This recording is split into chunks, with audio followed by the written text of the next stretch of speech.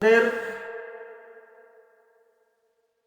উপরে আল্লাহ রাব্বুল আলামিন বিধিবিধান দিয়েছেন, বিধিবিধানের উপরে আমাদের চলতে হবে। জায়েজ না জায়েজ জান্না বুঝে আমাদের চলন লাগবে, মন গড়া জিন্দিগি চালান যেত না। এই যে যারা ফেসবুকের মধ্যে ভিডিও করতেছে, ভিডিও ছাড়তেছে, কিছু মিথ্যা কথা বলে, কিছু অভিনয় করে, এরই ভিউ পাওয়ার লাগে, টাকা পয়সা কামাই করার জন্য, এটা বুঝতে হইব যে আমি যে এই যে ভিডিওগুলা করতেছি ভিউ পাওয়ার লাগিয়া, ভাইরাল হবার লাগিয়া, আমার এই ভিডিওগুলো আমার মৃত্যুর পরেও তো থেকে যাবো। আর আমার এটি যদি বৈধ না হয়, না যায় থাকে, তাহলে তো আমার মরার পরেও কবরে আমার গুনাহ যাব, আমার জাহান্নামের আগুনে জ্বলন লাগবে, আমার এই শাস্তি ভোগ করুন লাগবো। আমি এমনি না যায় কাজ করলাম, আরো মরার পরে আমার এমনি যে গুনাহ লয়ে গেছি, আরো মরার পরে আরো কবরে গুনাহ যাবে, গুনাহ বাড়তেই থাকবে কবরের মধ্যে। একটু হিসাব মিলাইছেন?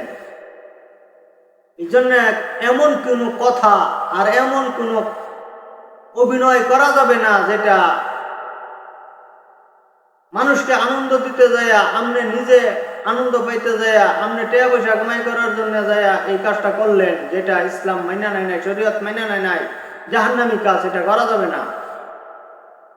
অনেক সময় মনে করেন আল্লাহর কসম দেয় যে আমার এই ভিডিওটা লাইক কমেন্ট শেয়ার করেন, আল্লাহর কসম দিতেছে, মার কসম দিতেছে, কোরআন শরীফ দেখায়া বলতেছে কোরআনকে যদি ভালোবাসেন তাহলে এটা করেন, মদিনা শরীফ মক্কা শরীফের জিনিস দেখায়া এরকম বলতেছে। আবার বলতেছেন রাসূলের জুব্বা মুবারক, জুতা মুবারক, কাপড় মুবারক, চুল মুবারক, এগুলো দেখায়, ঘরবাড়ি কিছু দেখা, নানান রকমের এই দেখায়, ইসলামের কিছু এই দেখায়, এটা দোহাই দিতেছে। এটা যদি মহব্বত করে থাকেন, নবীরে যদি মহব্বত করে থাকেন, আল্লাহর যদি মহব্বত করে থাকেন, কোরআনরে যদি মহব্বত করে থাকেন, অমুক হুজুররে যদি মহব্বত করে থাকেন, তাহলে লাইক কমেন্ট শেয়ার সাবস্ক্রাইব করেন।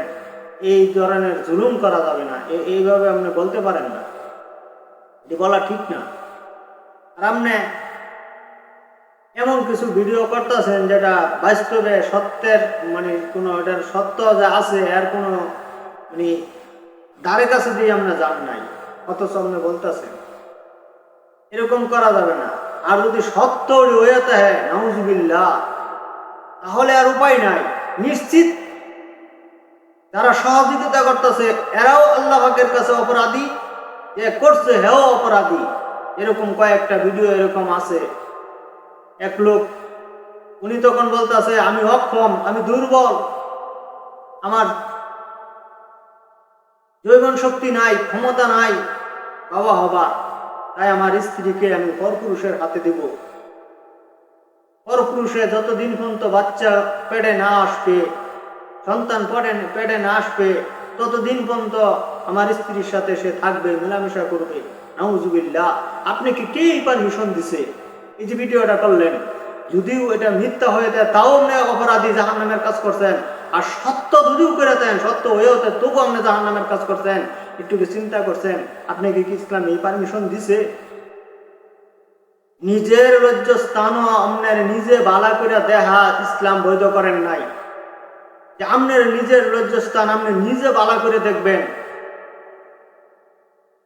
আপনি নিজে এরকম ভাবে নিজের দেহের মধ্যে আপনি হস্তমস্তন করবেন, এটাও ইসলাম আপনাকে বৈধ করেন নাই, জায়েজ করেন নাই।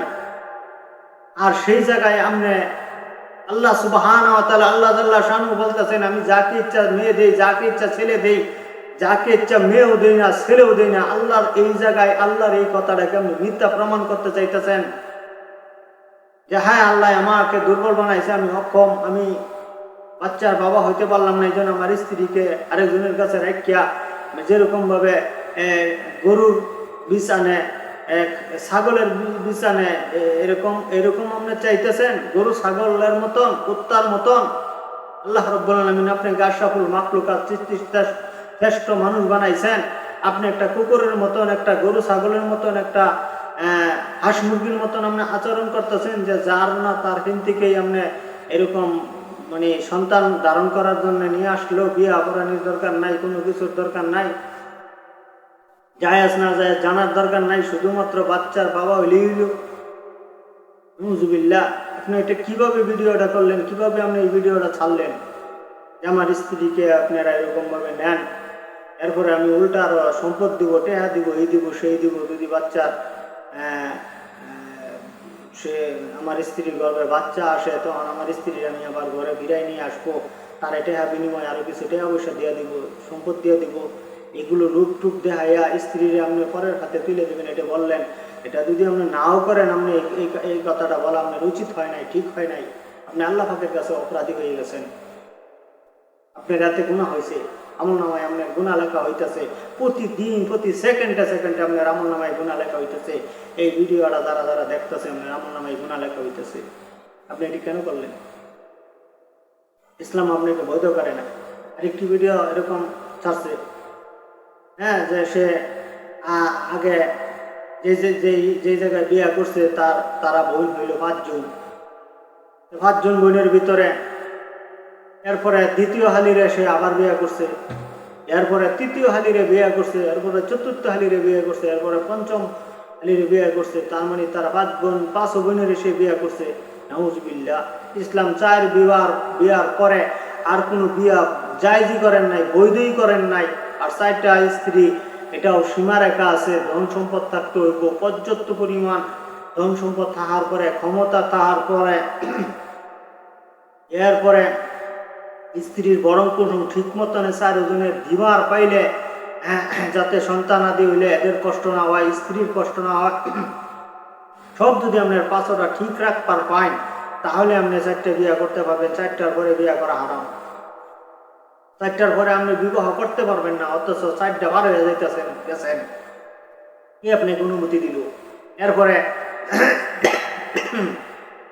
নিজের বোন থাকা সত্ত্বে হালিরে বিয়া করা, প্রথম স্ত্রী তালাক হয়ে যা, আপনি যে বিয়া করলেন এর আগে আপনার সেই ওই বউ আপনার তালাক হয়ে গেছে, দ্বিতীয়টা আপনার বৈধ হয়েছে, এরপরে তৃতীয় যখন আবার তার আরেক বোনের বিয়া করছেন, তখন আবার 2 নম্বরটা তালাক হয়ে গেছে, 3 নম্বরটা রয়েছে, যখন আবার 4 নম্বরটা বিয়া করছেন, 3 নম্বরটা তালাক হয়ে গেছে, 4 নম্বরটা ঠিকছে, যখন 5 নম্বরটা বিয়া করছেন তখন 4 নম্বরটা তালাক হয়ে গেছে, 4টা তালাক হয়ে গেছে, 5ম নম্বরটা ঠিকছে।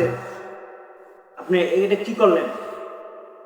এখন যে এক সংসারে আপনি থাকতেছেন, ব্যক্তির সাথে আপনি মিলামেশা করতেছেন, সন্তানাদি দিতে হয়, যারক সন্তান হবে, মিলামেশা করতেছেন, আপনার আমল নামায় জিনার গুনাহ লেখা হইতেছে, এরপরে আপনার 4 জন বিয়া করা বৈধ আছে, এখানে 5 জন গেছেন।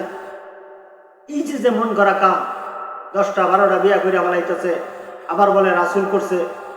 নবীদের জন্য শরীয়তের আইন নির্দিষ্ট করা ছিল না যে এর বেশি করা হয়তো না। আল্লাহ রসুল জনাবে মুহাম্মদ রাসূলুল্লাহ সাল্লাল্লাহু আলাইহি ওয়াসাল্লাম, সে মাপকাঠির ভিতরের বাহিরে সে করতে পারবে, তার সাথে তুলনা করা যাবে না। সে বহুত বিয়া করতে পারতো ইচ্ছা করলে, শত শত নারী বিয়া করতে পারতো আল্লাহ রসুল, কিন্তু আল্লাহ পাকের হুকুম ছাড়া সে বিয়াই করেন নাই। আল্লাহ তাআলা বিয়া করার হুকুম দিছে, অনুমতি দিছে, বিয়া করছেন, সে নিজের থেকে বলেন নাই বিয়া করবো। হ্যাঁ, সুলাইমান আলাইহিস সালাম উনি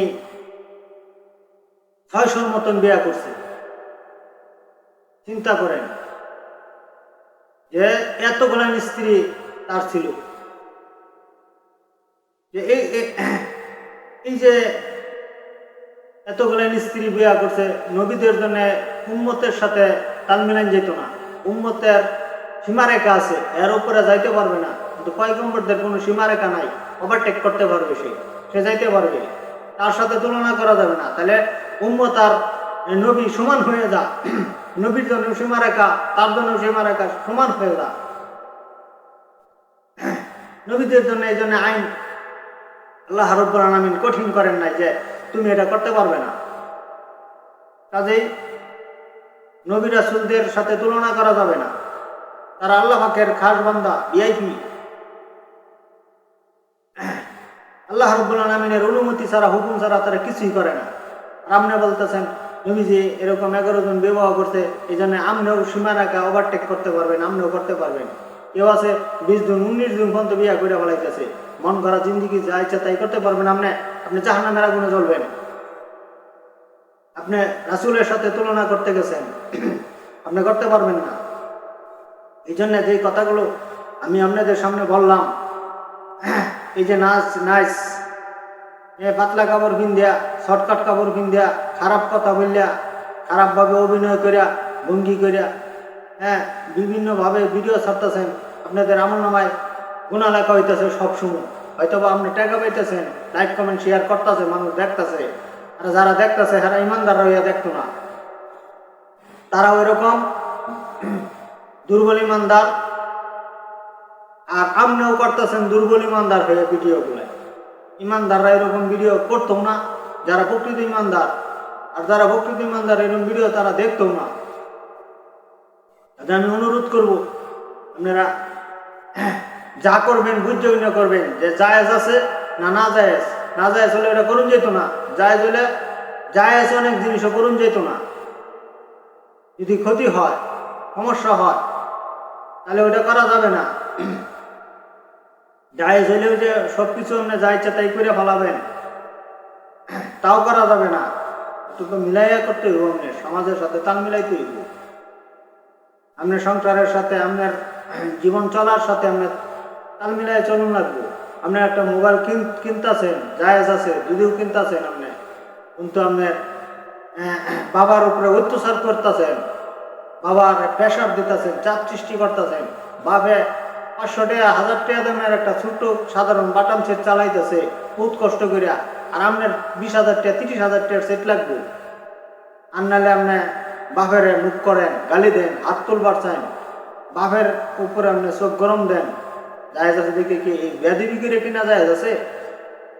এমনি বেয়াদবি করে কিনবেন, দামি ক্যামেরা কিনবেন, আপনার খুব ভিডিও করার ইচ্ছা, কিন্তু বাপের উপরে মার উপরে আপনি প্রেশার সৃষ্টি করতেছেন, তখন কিস্তি তুলতেছে, সুদের উপরে টেহা নিয়ে আপনার কিনে দিতেছে, হারাম কাজের মধ্যে জড়িত করতেছে সন্তানে বাপেরে। সংসারে শান্তি ফিরে আনার জন্য হয়তো বাপ এই কাজটা করতেছে, কিন্তু এটা তো হইল না। এই জন্য অনুরোধ করবো, খারাপ কাজ ছেড়ে দেন, ভালো হয়ে যান, তওবা করেন। যে কোনো কাজ করবেন, জায়েজ আছে না না জায়েজ আছে বুঝে করবেন। আশা করি যে কথাগুলো শুনলেন মানার চেষ্টা করবেন। আল্লাহ তাআলা আমাদেরকে কবুল করে নিন, আমরা যেন দিনের রাস্তায় সঠিক নিয়মে চলতে পারি। আমার এই ভিডিওটা যদি আপনাদের ভালো লাগে তাহলে লাইক কমেন্ট শেয়ার সাবস্ক্রাইব করবেন। ভালো কাজের মধ্যে আপনারা লেগে থাকবেন, জড়িত থাকবেন।